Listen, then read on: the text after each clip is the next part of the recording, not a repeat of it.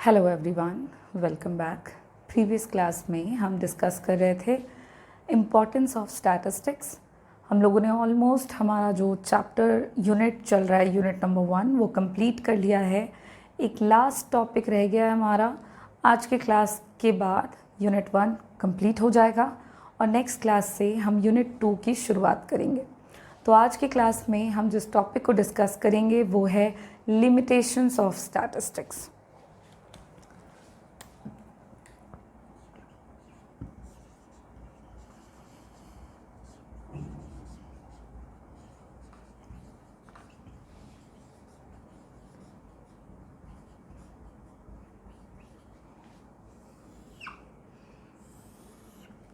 देखिए, हम लोगों ने अब तक स्टैटिस्टिक्स से रिलेटेड बहुत सारे टर्म्स डिस्कस किए, उसके यूजेस, इम्पोर्टेंस, स्टैटिस्टिक्स के फंक्शंस क्या क्या हैं। उन तमाम बातों को जानने के बाद आपको जान लेना है कि स्टैटिस्टिक्स का लिमिटेशन क्या क्या है। मतलब स्टैटिस्टिक्स में काफ़ी तारीफ़ें करी हम लोगों ने स्टैटिस्टिक्स की, जो कि है। तो अब हम लोग बात करेंगे कि उसके लिमिटेशंस क्या क्या हो सकते हैं, क्या क्या कमियां स्टैटिस्टिक्स में नज़र आती हैं, और पॉइंट वाइज हम लिमिटेशंस डिस्कस करेंगे। सबसे पहले पॉइंट की बात करें अगर, तो स्टैटिस्टिक्स जो है वो बिना किसी डाउट के वर्तमान समय में बहुत प्रोमिनेंट रोल प्ले करता है हमारे in every field, in every sector. लेकिन अगर डेटा, इंफॉर्मेशन प्रॉपर तरीके से कलेक्ट नहीं किया गया हो, या फिर जो स्टैटिस्टिक्स में हम इंफॉर्मेशन कलेक्ट करते हैं उसको प्रॉपर तरीके से इंटरप्रेट नहीं किया गया हो, तो यहाँ पे चांसेस बहुत ज़्यादा बढ़ जाते हैं कि जो स्टैटिस्टिकल मेथड्स की मदद से, स्टैटिस्टिकल टूल्स की मदद से जो रिज़ल्ट हम प्राप्त करेंगे वो गलत प्राप्त करेंगे, वो रॉन्ग होगा, कंक्लूजन्स हमें गलत निकल सकते हैं। तो इसी वजह से ये काफ़ी इम्पॉर्टेंट है कि हम स्टैटिस्टिक्स के लिमिटेशंस को जानें, ताकि जो स्टैटिस्टिकल मेथड्स का गलत तरीके से इस्तेमाल करने पर रिज़ल्ट गलत आने के चांसेस होते हैं वो घट सकें। ठीक है, तो कुछ पॉइंट्स में हम उसके लिमिटेशंस को देखेंगे। और सबसे पहला पॉइंट है statistics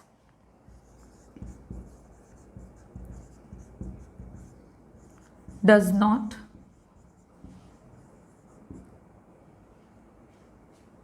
deals with an individual या फिर यूनिट। सबसे पहला पॉइंट है कि स्टैटिस्टिक्स जो है वो स्टडी नहीं करता है या डील नहीं करता है विद द इंडिविजुअल। मतलब आपने जितने भी स्टैटिस्टिकल टर्म्स यूज़ किए हैं, अगर हम बात करें तमाम स्टैटिस्टिकल टर्म्स की, टूल्स की, जिनके बारे में भी अब तक हमने थोड़ा बहुत भी पढ़ा है, तो हर एक स्टैटिस्टिक्स और स्टैटिस्टिकल मेथड आपको स्टडी करते हुए मिलेंगे एग्रीगेट ऑफ फैक्ट्स के। हम हमेशा एग्रीगेट ऑफ फैक्ट्स की बात करते हैं और उसकी मदद से ही हम स्टैटिस्टिक्स में किसी भी तरह के रिजल्ट को निकाल पाते हैं, कंक्लूजन को निकाल पाते हैं। अगर हम सोचें कि क्या इंडिविजुअल की स्टडी हम स्टैटिस्टिक्स में कर सकते हैं, किसी एक डेटा की बात करो, किसी एक इंडिविजुअल स्टडी की बात करो, तो क्या वो स्टैटिस्टिक्स में किया जा सकता है? तो इसका जवाब है नहीं। स्टैटिस्टिक्स आपको इंडिविजुअल टर्म में स्टडी करना अलाउ नहीं करता है। यहाँ पे या स्टैटिस्टिक्स का जो सब्जेक्ट मैटर है that is related to the aggregate facts. हमेशा एग्रीगेट में बात करते हैं। जैसे अगर एग्जाम्पल की बात करें तो स्टैटिस्टिक्स में हम एवरेज वगैरह निकालते हैं। अब एवरेज निकाल रहे हैं तो मान लीजिए कि यहाँ पे वर्कर्स हैं दिए हुए और यहाँ पे वेजेस दिए हुए हैं। ठीक है, वेजेस सपोज रुपीज़ में दिए हुए हैं। अब इस केस में एग्जाम्पल के तौर पर अगर लें तो सपोज करो कि वेजेस जो है वो दिया हुआ है आपका वर्कर 1 2 3 4 5। ठीक है, और वेजेस है तुम्हारा 750, 650, 850, 250, इस तरह से कुछ वेजेस आपके गिवन है, सपोज 700। तो यहाँ पे हम क्या देख रहे हैं, एग्रीगेट ऑफ फैक्ट्स हैं, वर्कर्स हैं और वेजेस हैं। अब अगर हमने एवरेज वेज निकालना हो तो एवरेज वेज निकालने के लिए क्या करोगे, सारे टर्म्स को पहले जोड़ दोगे, सम कर लोगे सारे वेजेस का, सबको जोड़ोगे तो जोड़ने पर आएगा तुम्हारा 3200 upon total number of workers 5, जोड़ोगे सबको डिवाइड करोगे तो आ जाएगा 640। ये जो आया है ₹640, ये क्या इंडिकेट कर रहा है, तो ये इंडिकेट कर रहा है कि जितने भी वर्कर्स हैं उन्होंने कितना वेज अर्न कर रहे हैं, वो हर एक वर्कर का वेज जो है वो एवरेज तौर पर 640 है। जबकि हम चौथे वर्कर की अगर बात करें तो चौथा वर्कर का वेज जो है वो 250 है।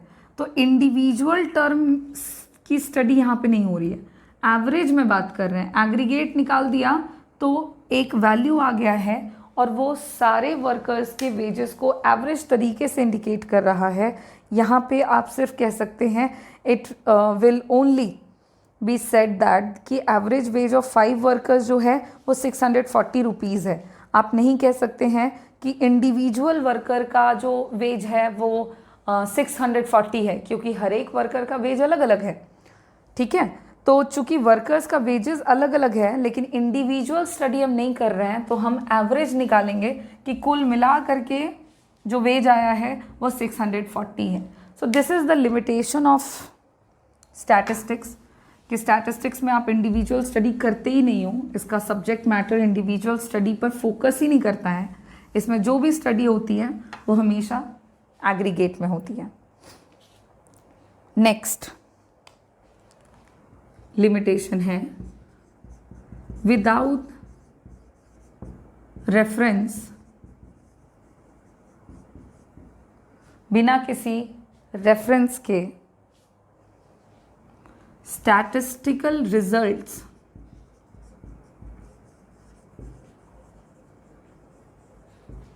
may be proved wrong. Another limitation को बताता हुआ एक पॉइंट है स्टैटिस्टिक्स का, एंड द पॉइंट इज कि अगर आप किसी भी तरह का रिजल्ट पाना चाहते हैं, क्लियर रिजल्ट आपको चाहिए, स्टैटिस्टिकल रिजल्ट आपको अगर समझना है, तो यहाँ पे इम्पॉर्टेंट ये है कि आप जिस कंडीशन के अंदर स्टडी कर रहे हैं या कंक्लूजन निकाल रहे हैं वो कंडीशन जो है वो आपका मेंशन होना चाहिए। किसी पर्टिकुलर कंडीशन में ही स्टैटिस्टिकल रिजल्ट जो हैं वो आपको सही हो सकते हैं। अलग अलग तरह की कंडीशन में स्टैटिस्टिकल रिजल्ट्स आपके गलत साबित हो जाते हैं, and this is also another limitation of statistics. जैसे मान लीजिए कि कुछ ईयर है दिए हुए, कुछ साल हैं, और कुछ सालों में किसी अलग अलग फर्म है या इंडस्ट्री है, उनका प्रॉफिट दिया हुआ है। अब यहाँ पे टोटल प्रॉफिट भी निकाल सकते हो सारे इंडस्ट्रीज़ का जोड़कर, और एवरेज प्रॉफिट भी निकाल सकते हैं सबका जोड़कर अलग अलग सालों के आधार पर। तो जब आप ऐसा करोगे तो आपका इकोनॉमिक स्टेटस या जो कंडीशन आ रहा है हर एक फर्म का प्रॉफिट के मामले में, वो आप देखोगे कि आपको अलग अलग आ रहा है। ठीक है, या ऐसे समझो, इसको एग्जाम्पल से अगर हम बात करें तो मान लीजिए कि हम ईयर ले लेते हैं, एग्जाम्पल से मैं आपको ये पॉइंट समझा रही हूँ, और यहाँ पे हम प्रॉफिट ले रहे हैं। प्रॉफिट हम रुपीज़ में ले रहे हैं, 3 इंडस्ट्री है ए, बी और सी। अब देखें,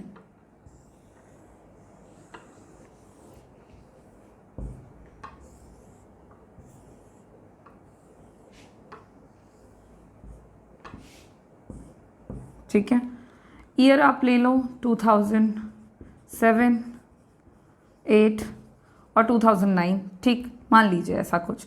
यहाँ पे हमने निकाल लिया है एवरेज प्रॉफिट, और एक तरफ आप निकालोगे टोटल प्रॉफिट। पहले टोटल प्रॉफिट निकाल लो, फिर आप एवरेज प्रॉफिट निकालो। अब वेजेस के जगह पर यहाँ पे हमने प्रॉफिट लिया हुआ है, तो सपोज प्रॉफिट जो दिया हुआ है वो फर्म ए का 4,000, 6,000, 8,000 दिया हुआ है। टोटल प्रॉफिट निकाला तो आया आपका 18,000। इसका एवरेज निकाल लिया तो 18/3 करोगे, 3 कंपनीज 3 साल का निकाल रहे हो तो कितना आ जाएगा 6,000। ठीक है, एवरेज आपका आता है 6। अब ठीक उसी तरह से फर्म बी का दिया हुआ है, मान लीजिए प्रॉफिट विच इज़ 8,000, 6,000 एंड 4,000। अलग अलग साल में अलग अलग प्रॉफिट हो रहा है कंपनीज को। टोटल करो इसका तो ये भी आ गया 18,000, इसका एवरेज निकालो तो ये भी आ गया 6,000।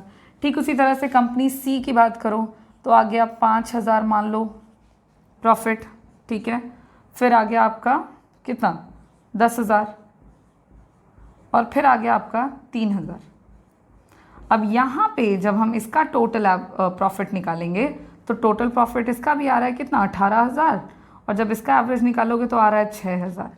अब यहाँ पे इस टेबल में, इस एग्जाम्पल में हम क्या देख रहे हैं कि अलग अलग फर्म है ए बी सी, तीनों का एवरेज प्रॉफिट जो है वो सेम आ गया, जबकि तीनों फर्म्स अलग अलग थे, उनका इकोनॉमिक कंडीशन अलग अलग रहा होगा, तीनों फर्म्स में अलग अलग तरह के गुड्स बन रहे होंगे।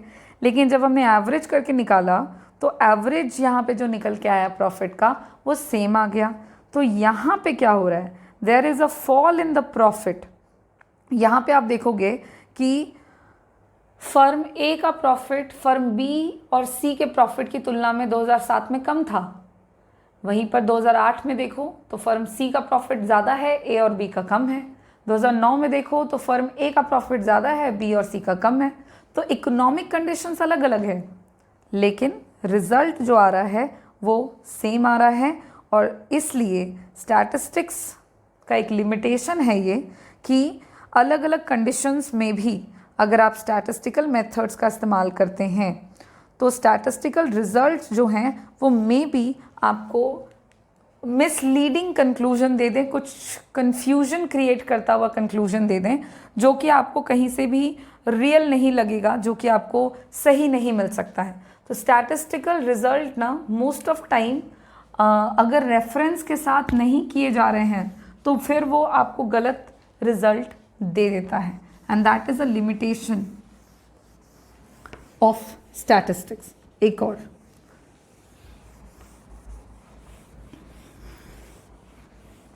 वहीं पर नेक्स्ट पॉइंट देखते हैं। तो स्टैटिस्टिक्स जो है उसका अनदर लिमिटेशन है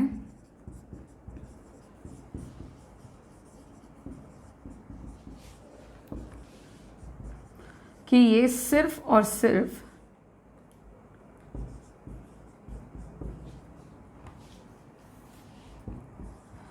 न्यूमेरिकल फैक्ट्स की ही स्टडी करता है। स्टैटिस्टिक्स में आप सिर्फ और सिर्फ न्यूमेरिकल फैक्ट्स ही एक्सप्रेस कर सकते हैं, वैसे फैक्ट्स जिसको न्यूमेरिकली एक्सप्रेस नहीं किया जा सकता है स्टैटिस्टिक्स में हम उनको यूज़ नहीं करते हैं। क्वालिटेटिव एस्पेक्ट्स में आने वाले जितने भी फैक्टर्स हैं they are not included under statistics, and this is the also limitation of statistics. जैसे कि वैसे फैक्टर्स जिसको न्यूमेरिकली नहीं दिखा सकते, जैसे ऑनेस्टी, विजडम, हेल्थ, सिंसियरिटी, इस तरह के जो फैक्टर्स हैं इसको आप न्यूमेरिकली एक्सप्रेस नहीं कर सकते। और क्योंकि आप इन एट्रीब्यूट्स को न्यूमेरिकली एक्सप्रेस नहीं करते बट दे आर इम्पॉर्टेंट, लेकिन इसको आप स्टैटिस्टिक्स में यूज़ नहीं कर पाओगे, और ये भी एक लिमिटेशन में का पॉइंट है स्टैटिस्टिक्स का। ठीक उसी तरह से नेक्स्ट पॉइंट की अगर हम बात करें तो स्टैटिस्टिक्स के और भी लिमिटेशंस हैं, जैसे कि स्टैटिस्टिक्स जो होता है are true only on averages. देखिए स्टैटिस्टिक्स में जितने भी स्टैटिस्टिकल मेथड्स हैं ना वो सब के सब आपको कहीं ना कहीं एवरेज में रिजल्ट देते हैं। कोई भी स्टैटिस्टिकल टूल ऐसा नहीं है जो कि एग्जैक्ट रिजल्ट को शो करता हो। स्टैटिस्टिकल लॉज जो होते हैं वो एग्जैक्ट होते ही नहीं हैं। जैसे लॉ ऑफ फिजिकल साइंस है, लाइक फिजिक्स, केमिस्ट्री, ठीक है। स्टैटिस्टिकल रिजल्ट्स जो हैं वो जब भी आप यूज़ करोगे इस तरह के टर्म्स में, तो आपको हमेशा एवरेज में रिजल्ट आएगा और हर रिजल्ट जो है वो औसत में बतलाएगा। ये रिप्रेजेंट करता है सिर्फ टेंडेंसी को, कि मतलब बढ़ता हुआ है कि घटता हुआ है। यहाँ पे एग्जैक्ट वैल्यूज़ में आप रिजल्ट कभी नहीं पाएंगे।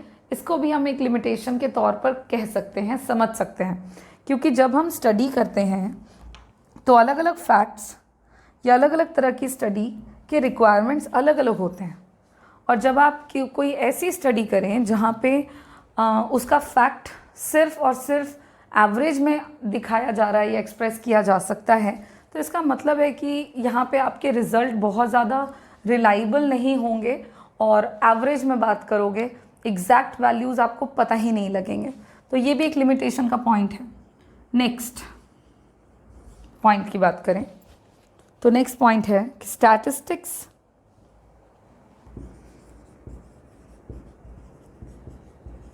Needs special expertise. देखिए, जब भी स्टैटिस्टिक्स का इस्तेमाल करने की बात आती है कि स्टैटिस्टिक्स को यूज़ कौन कर सकता है, तो स्टैटिस्टिक्स को यूज़ सिर्फ और सिर्फ एक्सपर्ट्स कर सकते हैं, ठीक है। इसको यूज़ करने के लिए स्पेशल नॉलेज होना चाहिए, तब जाकर के आप स्टैटिस्टिकल टूल का इस्तेमाल कर पाएंगे। Statistical tools are not very simple कि कोई भी इसको आकर के रैंडम पर्सन जिसको इसका ऑलरेडी नॉलेज ना हो वो यूज़ कर सकता है, बल्कि स्टैटिस्टिक्स ऐसा है कि इसके लिए आपको पहले एक्सपर्टीज़ हासिल करनी पड़ेगी, इसके टर्म्स को समझना होगा, पढ़ना होगा, तब जाकर के आप इसके टूल्स का प्रॉपर तरीके से इस्तेमाल कर पाएंगे। तो स्टैटिस्टिक्स बहुत सिंपल टर्म नहीं है, इसके यूज़ के लिए आपको स्पेशल एक्सपर्टीज़ की ज़रूरत पड़ती है। तो इसको भी कहीं ना कहीं हम एक लिमिटेशन, एक कमी मान सकते हैं इसका। और नेक्स्ट पॉइंट पे चलते हैं। तो स्टैटिस्टिक्स में जब भी आप स्टडी करें तो जिस तरह की स्टडी आप कर रहे हैं, जिस तरह के डेटा की स्टडी आप कर रहे हैं, हमेशा आप देखोगे कि डेटा में होमोजेनिटी जो है वो एक इसेंशियल टर्म है। होमोजेनिटी का मतलब हो गया एक जैसा, एक समान। तो स्टैटिस्टिक्स में आप जब भी स्टडी करोगे ना, तो जो भी डेटा वगैरह आप यूज़ करोगे इसमें, दैट उनकी क्वालिटी यूनिफॉर्म होनी चाहिए, उनकी क्वालिटी होमोजीनियस होनी चाहिए, एक जैसी होनी चाहिए। अगर उनकी क्वालिटी एक जैसी नहीं होगी, डेटा एक जैसा नहीं होगा, तो फिर उस केस में आपको कंपैरिजन करने में काफ़ी मुश्किल आएगी, आपको कंपैरेटिव स्टडी करने में काफ़ी दिक्कत आएगी। तो अगर स्टडी को आप कंपैरेबल करना चाहते हैं, प्रॉपर तरीके से करना चाहते हैं, तो आपको ऐसा ही डेटा लेना पड़ेगा जो आपस में होमोजीनियस है, एक जैसा है। अगर हम बच्चों को कंपेयर कर रहे हैं on the basis of there qualities, तो क्वालिटी कोई एक ही तरह की होनी चाहिए। सपोज दैट कि आप बच्चों को कंपेयर कर रहे हो on the basis of their quality such as beauty, तो सारे बच्चों को ब्यूटी के आधार पर ही तुम कंपेयर करोगे। मान लीजिए कि बच्चों को हम कंपेयर कर रहे हैं अबाउट देयर प्लेइंग स्किल, कोई गेम है वो खेलने में बच्चे कितने एक्सपर्ट हैं, तो कोई एक ही गेम में आप बच्चों के स्किल को टेस्ट कर सकते हैं, अलग अलग में नहीं, क्योंकि अलग अलग बच्चे अलग अलग तरह के होंगे। तो कंपैरिजन वगैरह करने के लिए ना, इट इज़ कंपल्सरी कि डेटा शुड बी होमोजीनियस, और ये एक कंडीशन हो जाता है जिसकी वजह से ये स्टैटिस्टिक्स के एक लिमिटेशंस के पॉइंट में शामिल हो जाता है। नेक्स्ट और लास्ट पॉइंट की बात करोगे तो अगला पॉइंट है प्रोन टू मिसयूज़। स्टैटिस्टिक्स के और भी लिमिटेशंस हैं, जैसे कि स्टैटिस्टिक्स को मिसयूज़ किया जा सकता है। अगर स्टैटिस्टिकल टूल राइट तरीके से यूज़ नहीं किए गए हैं तो रिज़ल्ट भी सही नहीं आएगा, और अगर रिज़ल्ट मैनिपुलेटेड आता है, गलत आता है, तो फिर उस केस में स्टडी गलत हो जाएगी।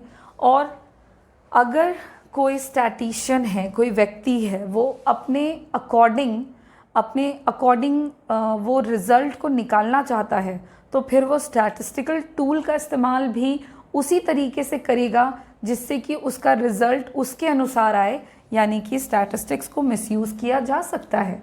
और ये कुछ पॉइंट्स हैं स्टैटिस्टिक्स के, जो कि स्टैटिस्टिक्स के लिमिटेशन को बतलाते हैं कि स्टैटिस्टिक्स की लिमिटेशंस हैं, कमियां हैं ये। और इन पॉइंट्स को डिस्कस करने के साथ साथ हम लोगों का जो लास्ट टॉपिक इस चैप्टर का चल रहा था वो कंप्लीट हो जाता है। और इस टॉपिक के कंप्लीट होने के साथ साथ चैप्टर नंबर 1, जिसको आप यूनिट नंबर 1 कह रहे हैं, यूनिट नंबर 1 वो कंप्लीट होगा। नेक्स्ट क्लास में हम लोग हमारे नए यूनिट के डिस्कशन को करेंगे शुरू, जो कि होगा यूनिट नंबर 2, जहाँ पे हम collection, organisation and presentation of data की ही बातें करेंगे। तो आज के क्लास को हम यहाँ पे फिनिश करते हैं। जितने भी टर्म्स हमने डिस्कस किए हैं, सारे टर्म्स को आपका काम है अच्छे से पढ़ना, समझना, कोई दिक्कत आने पर सवाल पूछना, और आगे क्लास में मिलते हैं। Thank you.